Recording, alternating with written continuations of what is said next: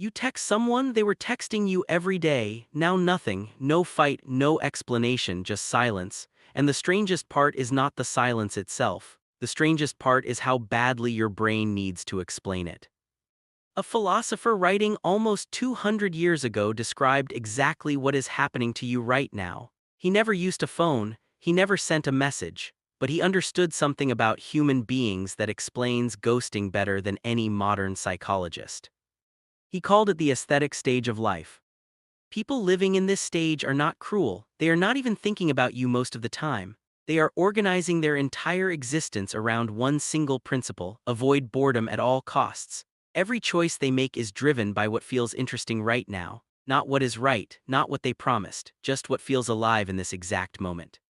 This is why someone can seem completely obsessed with you for 3 weeks and then vanish without a single word. You were not rejected because you did something wrong. You were rejected because the feeling of newness wore off. The philosopher called this rotation of crops. You move from one experience to another, never staying in one field long enough for it to become familiar, because familiarity is the enemy of this kind of person. Commitment feels like death to them, because commitment means choosing one thing and giving up the possibility of every other thing. So they keep their options open. Forever, ghosting is not an accident in this mindset, it is the entire point. Disappearing without explanation requires zero commitment, zero confrontation, and zero risk of being tied down to a version of themselves they said yesterday. Here is the part that will genuinely change how you see this. The philosopher believed most people live their entire lives in this stage without ever realizing it. They think they are choosing freedom. They are actually avoiding the one thing that would force them to become a real, stable self, a decision that costs them something. There is a second stage, what he called the ethical stage, where a person commits to values even when those values are inconvenient. They keep a promise after the excitement has worn off. They text back even when they would rather not. They choose consistency over how they feel in the moment. People living here are not perfect, but they are reliable because they have decided who they are independent of their mood. The shift between these two stages is not really about ghosting at all. It is about whether someone has built a self that holds together across time, or whether they are still being assembled fresh every single day by whatever feels good right now.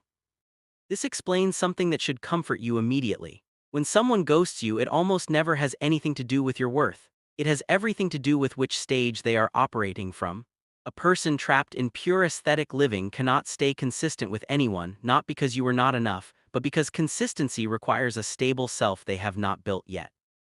The philosopher had a word for the deep, low-grade dread that comes from living this way without realizing it. He called it despair, not the dramatic kind, the quiet kind, the kind you feel on a random Tuesday for no reason you can name. He believed this despair comes specifically from refusing to commit to anything real, because every time you avoid commitment, you avoid becoming a self at all.